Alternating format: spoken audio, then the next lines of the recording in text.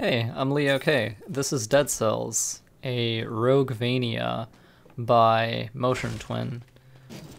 So this playthrough wasn't actually supposed to happen. It was pretty much a complete accident, actually. I wanted to just grab some background footage for a podcast Leo Talks style video I was making, but what ended up happening was I got an extremely lucky legendary assassin dagger drop, and I ended up finishing the entire game, you know, killing Hand of the King without actually dying a single time, even though I picked up the YOLO mutation. So right off the bat, I'm gonna pick up the blood sword, which is one of my favorite weapons in the game. When I first started playing Dead Cells, I really hated the blood sword because it didn't cause hit stun, but in terms of overall DPS, it's an incredible weapon. So early on, we're gonna be fighting mostly with the blood sword and the starter bow. This is on a nearly fresh save file, by the way. I have almost no items, no weapons unlocked, except for, you know, very few. So here, a legendary Rapier drops, and I really like my blood sword, so I actually discard my bow. Now, legendary weapons, I'm going to kind of go into how they work.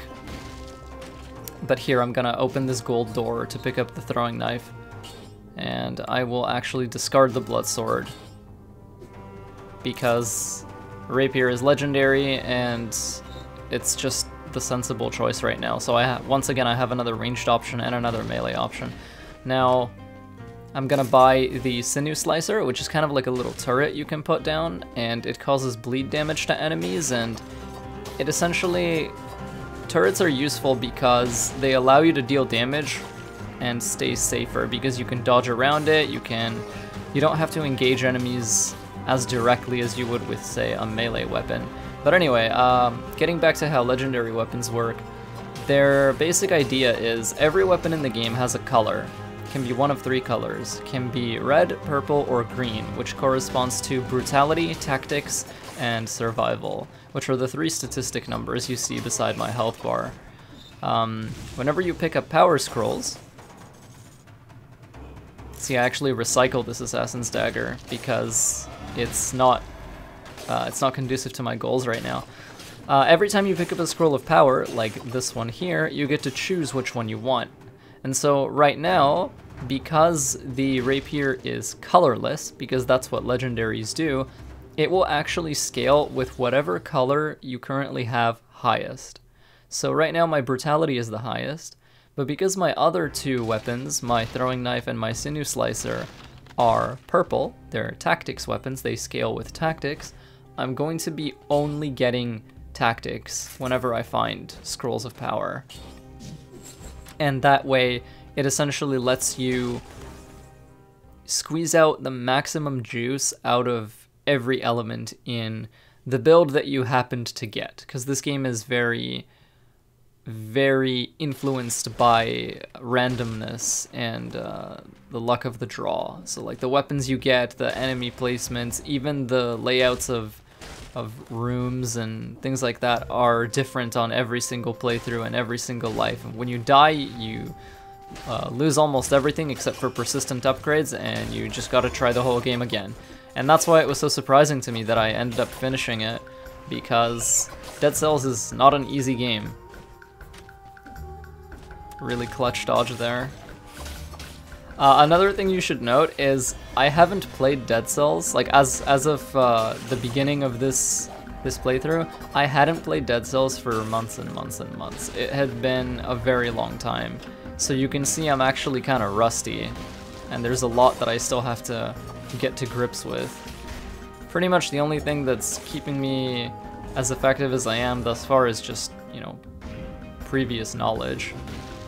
So you can see my brutality and my tactics are now equivalent, but my Rapier is still scaling off of brutality, so I'm gonna need to get another scroll of power and get another tactics boost in order to make sure everything I'm using is hitting as hard as it possibly can.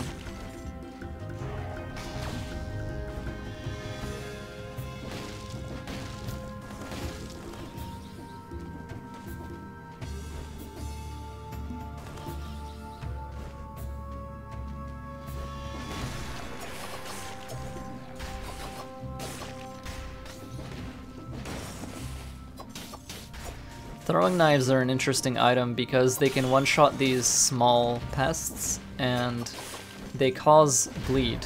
They apply bleed stacks to enemies. So like whenever you see the little red blood drop above an enemy's head, that's them bleeding, and their life will tick down as long as the bleed stack remains on them. And you can apply many of these to an enemy at a time.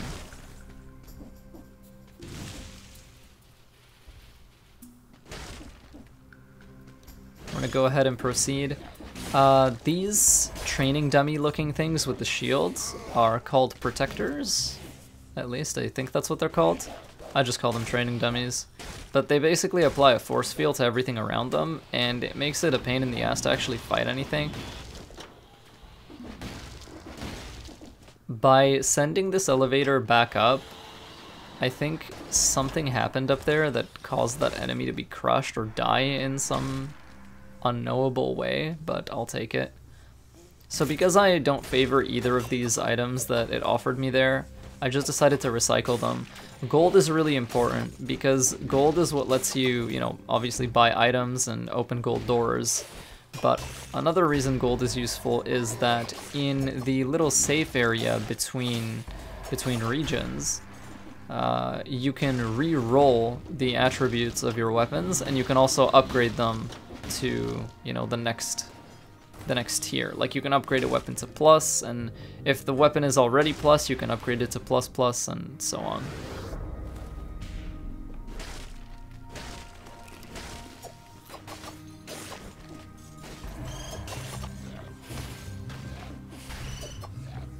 So here's another scroll of power. We're gonna grab tactics, and now you see our entire inventory in the bottom left is completely purple.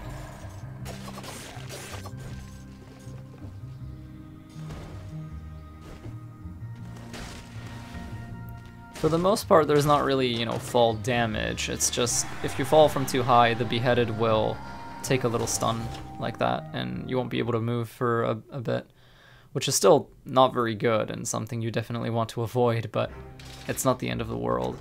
So these are timed doors.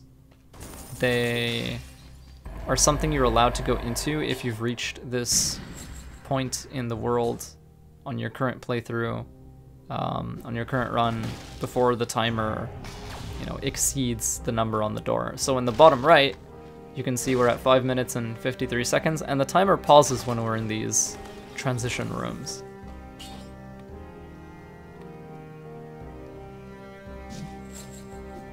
This time I'm gonna pick up the Dead Inside mutation,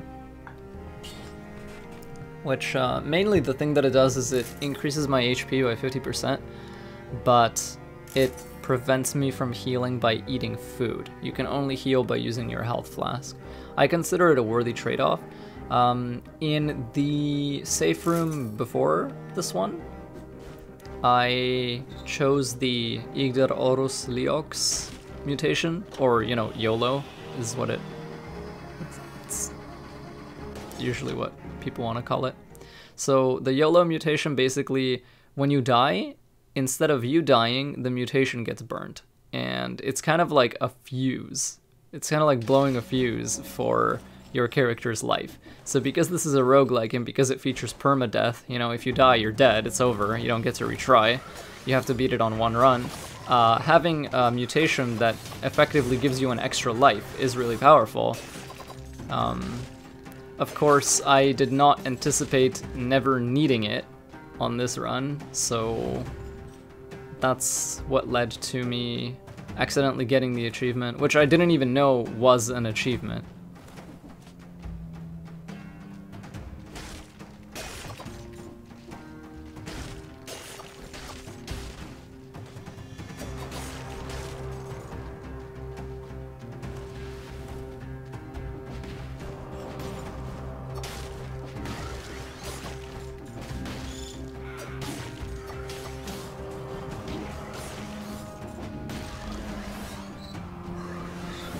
These guys can shoot you through walls, like their projectiles will go through all level geometry, so it's just really important to stay mobile and constantly look at where their aim line is.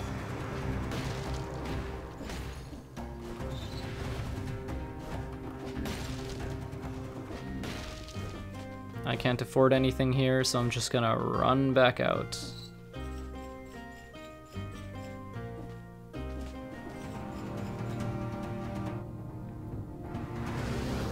if you see me sometimes like brushing up against a wall and not really doing much, it's because my muscle memory and my hands are used to having the spider rune, which lets you vertical wall run, and I don't have it on this version of the game. I started playing Dead Cells on the Nintendo Switch, and that's like quote-unquote my main platform for this game. So on the PC, on Steam, I just don't have certain runes. Like I don't have the RAM rune, so I can't floor slam through that. Just constantly pumping up tactics. So one thing you need to know is that every time you increase your statistics using a scroll, enemy damage will also go up. And every time that you get the same statistic, so if you're constantly spamming tactics over and over again, the amount of health increase that you get for doing so lowers every time. So what you're doing, if you're, you know, taking my approach where you're only spamming a single statistic and you're just grinding that as much as you can, you're making yourself extremely fragile, and that's how you pay for being able to do ridiculous damage to enemies. Just like glass cannon type shenanigans. Here's another one, very tasty. You see how tactics only gives 12% HP increase now, whereas the other ones gave like, I don't know, was it like 40 and 80 respectively? In any case, that's something to be aware of, and it's a very risk-reward kind of thing. I don't know why I'm just standing around here. Maybe I got a text or somebody called me or something. I forget. Anyway, we're just gonna stab that guy. The Rapier has an interesting property where after you roll, you can deal a guaranteed crit, like that. So if you hear that different hit sound, like that, like ting ting, that means that I'm applying critical hits to the enemy. And the number for it is also yellow rather than white. Got tactics again, good stuff.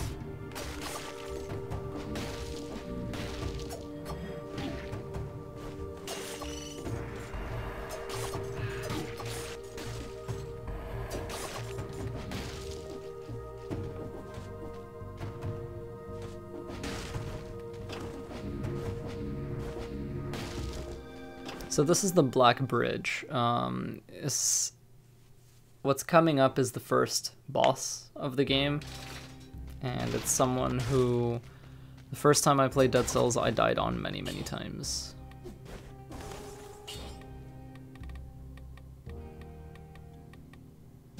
So the obvious choice here for me is the support mutation, because what it does is whenever I deploy my turrets and I stand near them, all of my damage increases, including, you know, the damage of the turrets themselves, because they're an item that is owned by me, and any damage that I would apply with my melee or range attacks that are coming out of the beheaded himself. So I'm gonna apply some bleed stacks to Concierge, put down my turrets, bait him over to here. When he's got this force field, he can't really hit him. And this red energy shield actually harms you if you stand inside it, which makes it pretty much impossible to attack him when it's up, because you have to, see, you're kind of forced to just dodge around him.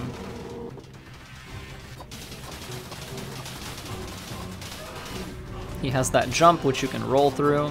Your roll has a very generous invincibility frames, so a lot of attacks you can just... And there he goes. Bursts into goodies. I'm not really much of a grenade player, so I just recycled that.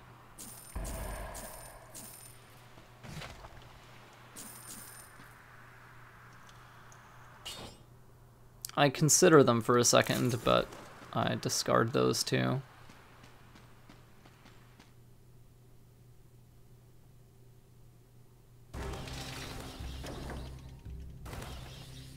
Managed to get through the timed door in time, which gives us our pick of items.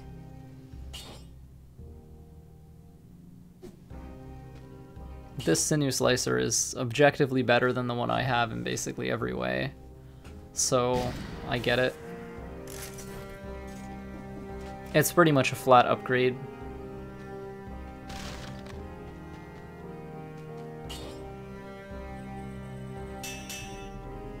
This isn't something that's relevant to the current run, but whenever you inject cells, which drop from dead enemies, into the blacksmith, you basically increase the chances of getting good weapons,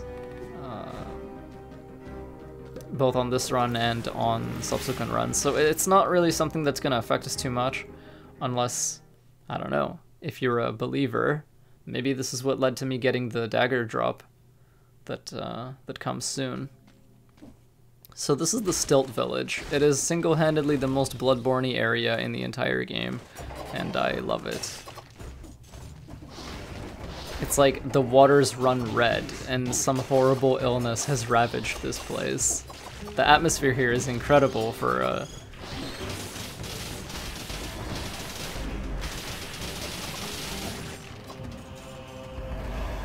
player like me. So I grabbed this amulet for a second, but then I'm like, because its effect is really strong. Any damage that an enemy inflicts on me is inflicted back to them, which is just incredible.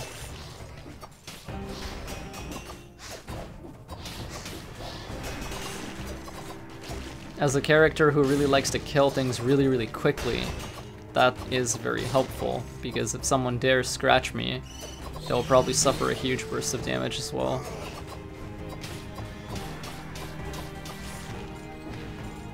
Here it is. This is the reason I was able to finish this run. When I saw this, I just gasped.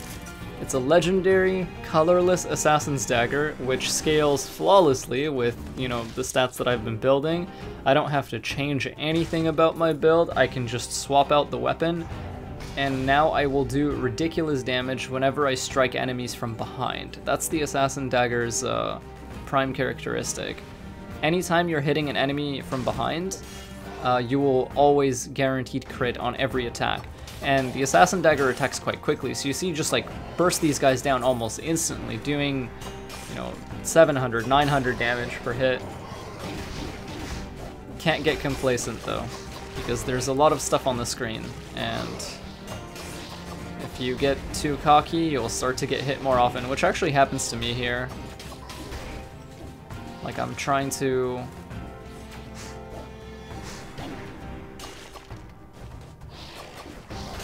There you go. Treasure chests are pretty much always good. I'll recycle this because it's not as good as my dagger.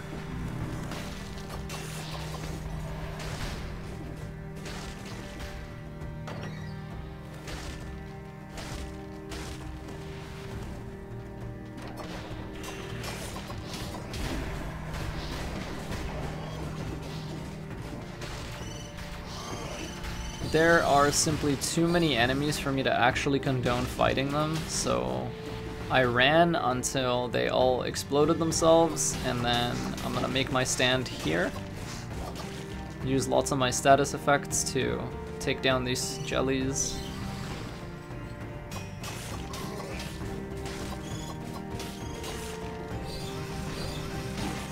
Gonna pick up the Guardian Scroll, get tactics. Heal, that's my last heal for this level. Starting to feel the pressure a little bit because if I take too much damage, then obviously I don't have a way of getting that back until I transition to, you know, the shop area. Another Scroll of Power, lucky for me. We're at 11 tactics now. And we're basically just melting anything that we manage to hit before it hits us.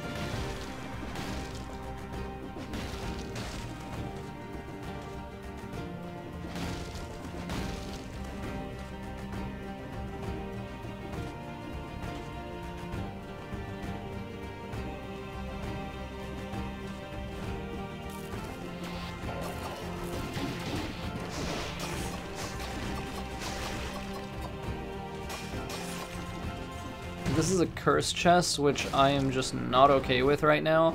The way curse chests work is they give you really great items. However, you must kill 10 enemies without dying after you accept opening the chest. And if an enemy touches you before you kill 10 enemies, then it doesn't matter if you have the extra life YOLO mutation. You will just, like, your run is just deleted immediately.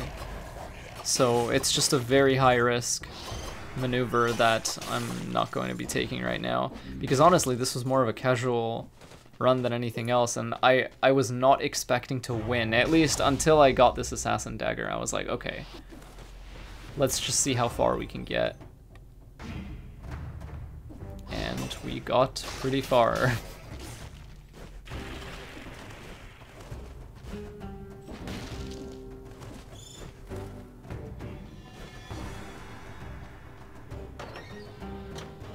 Our next area is the Clock Tower.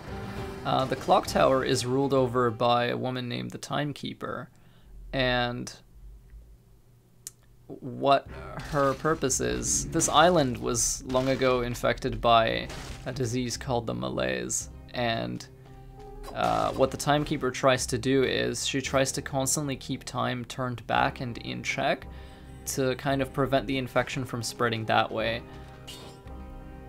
And the Clock Tower is her domain, and time just shifts and dilates in this region constantly, or so it is said. The Clock Tower contains some of my absolute favorite music in the game. Actually, all the music in this game is amazing, but there are a few regions that really stand out, and those are, you know, the prison, the Clock Tower, the ramparts, and High Peak Castle. But the Clock Tower is probably my second favorite track in the whole game, so I'm gonna shut up for a while and just let you listen.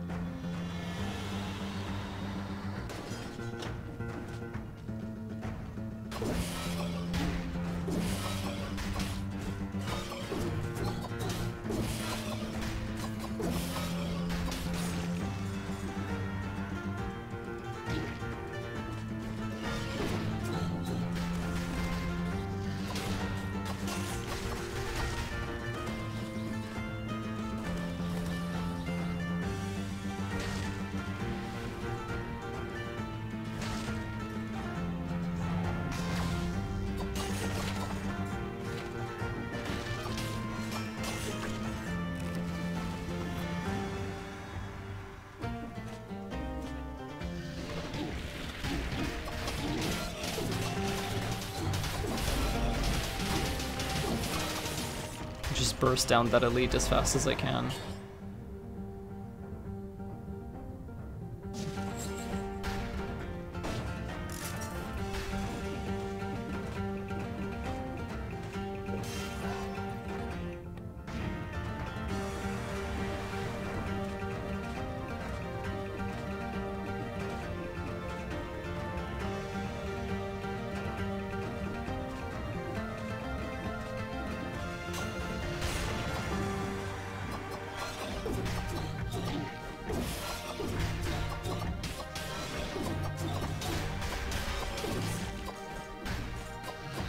What I gain in damage, I lose in range. The Assassin Dagger is extremely short range compared to even other melee weapons.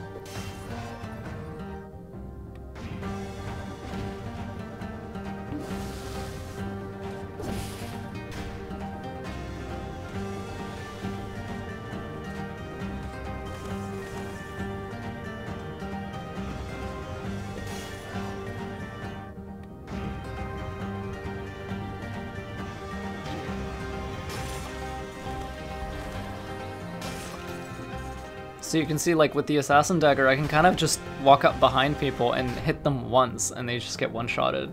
As long as it's, you know, quote-unquote a stealth attack, like if you hit them from behind.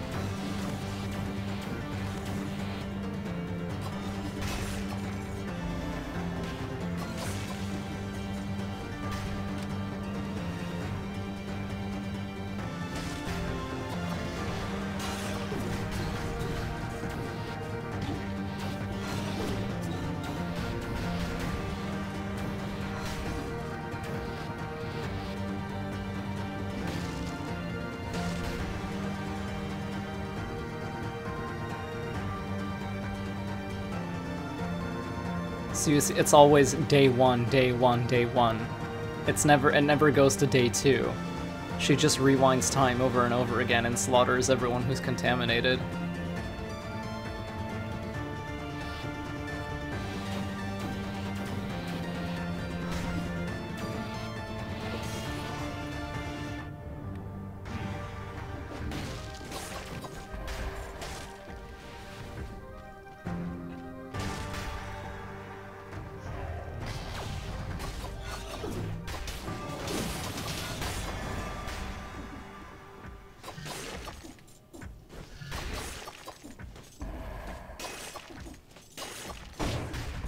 I really don't like these huge spinny hat guys, they wreck me. I've never figured out a good way to fight them yet, and I've played this game a lot. I'm sure I'll figure them out eventually.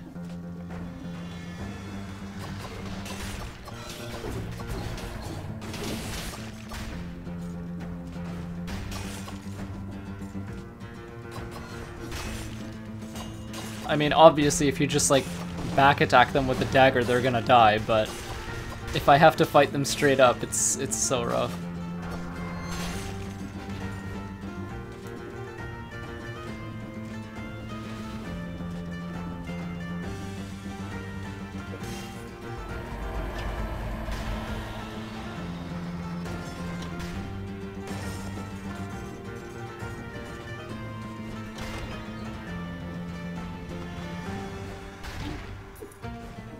So we got the Clockmaker's key, now we can go and fight the Timekeeper. Trying to remember where I last saw a door we could go to.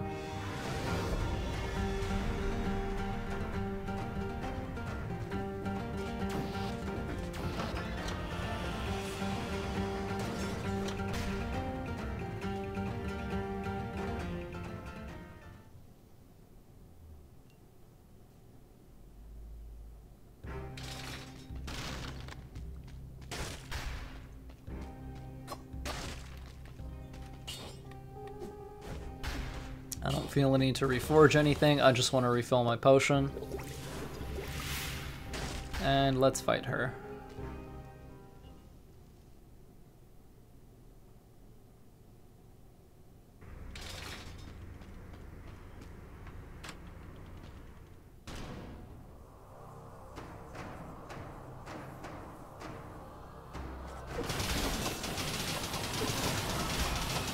Like, look at how much damage I'm doing. It's just insane.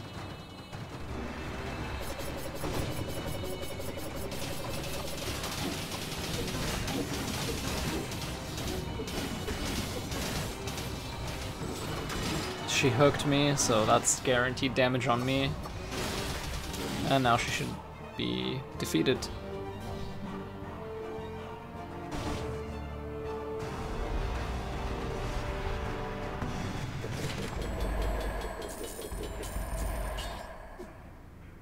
This one's actually worse than what I have, so.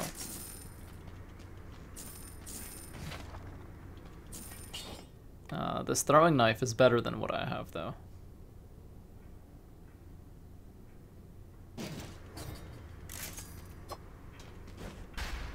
And High Peak Castle. High Peak Castle is another amazing song, background music. Just because it's like a more grandiose, high stakes, you know, epic remix of Prisoner's Awakening, which is the track that you will always hear whenever you start a new run, because, you know, it's the background music of the first area, which is some of the best music in games, by the way. I really recommend you just listen to Prisoner's Awakening and also listen to High Peak Castle. I actually love the music so much, I do like a small bit of role-playing here, just for the lulz.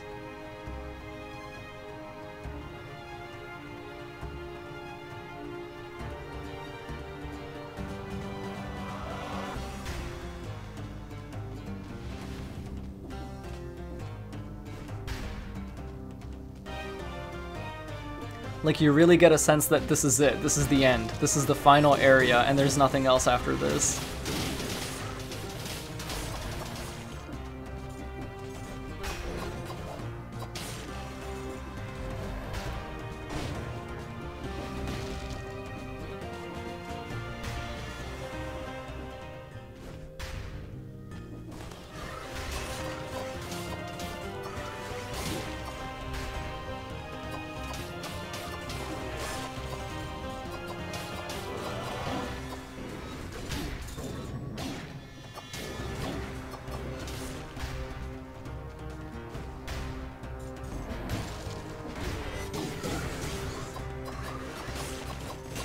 I take huge risks there, and I think I learned my lesson, and I'm like, you know what, I just shouldn't even be fighting these guys.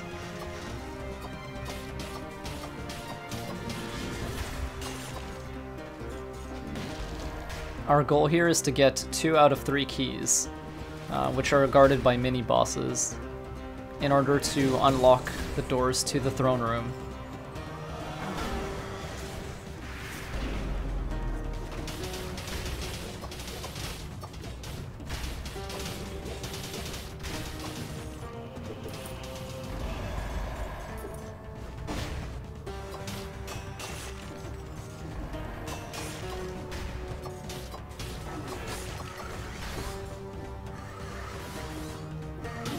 I walked into that bullet. Feels bad.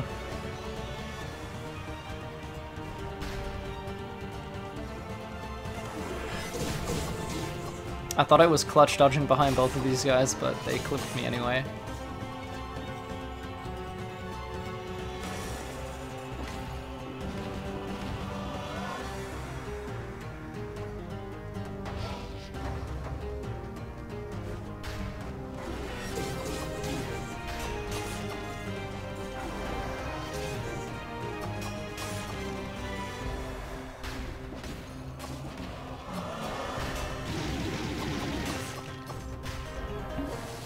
That was also really foolish. At this point I should just be trying to... So this one is neither tactics, this one does not have tactics, it just had the other two, so I decided to grab the one that gave me more HP, because I don't have anything that can scale with anything else anyway.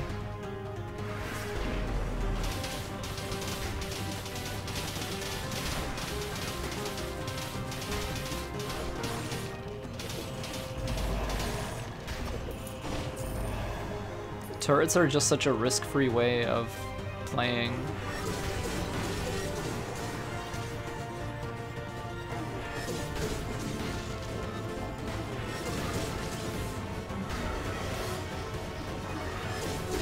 So I have no more health flasks. I really just want to avoid damage as much as I can.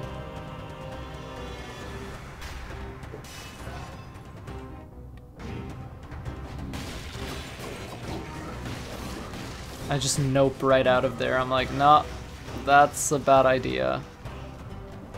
That's a door that would lead to another key, but since we already have 2 and we're not going for anything fancy, we'll just go on ahead.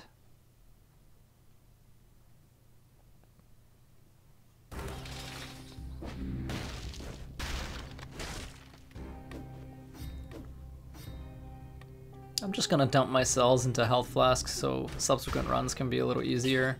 I don't really need to... I decide to reforge my...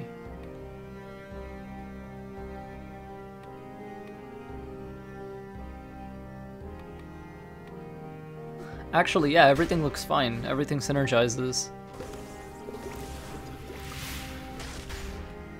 So, throne room, here we go. This is it. I really wasn't expecting to get this far. I was just playing for fun, pretty much, just to see how far I'd get. And what you'll notice is that the king has already been assassinated because I've killed him on a previous run. But Hand of the King is always here to fight us, so we'll just 1v1 him.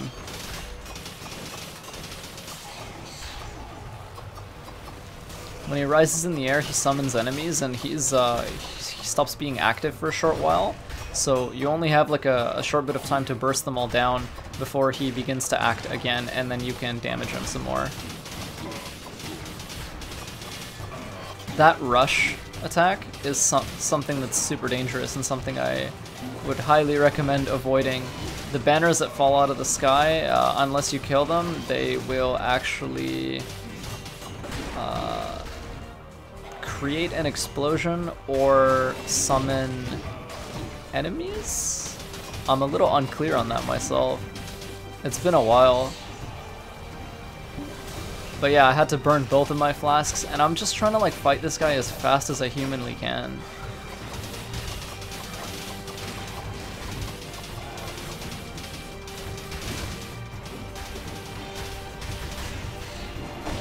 Little ice platforms are helpful for dodging into the air if you need to,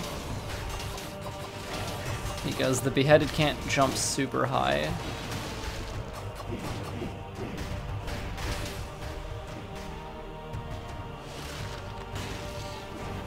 So yeah, that's Dead Cells with the YOLO upgrade, Assassin's Dagger, and without ever actually having to die. The reason why that's, you know, significant in any way is that the YOLO mutation takes up a mutation slot, which could be used for other valuable stuff. And what you trade for safety is an inability to, you know, squeeze out extra power out of the beheaded's, you know, abilities and stuff like that. So here, because I haven't played the game for months, I'm just like, yo, how do I get out of here? And then I realized that I have to click right stick in order to pop my head off of my body. I'm like, how do you do this? I'm like trying different buttons, and then I realize, there you go. So, thank you so much for watching. I hope this was entertaining. It's not something I expected to do or finish or, you know, have happen, but there it is. Thanks so much, and I'll see you next time.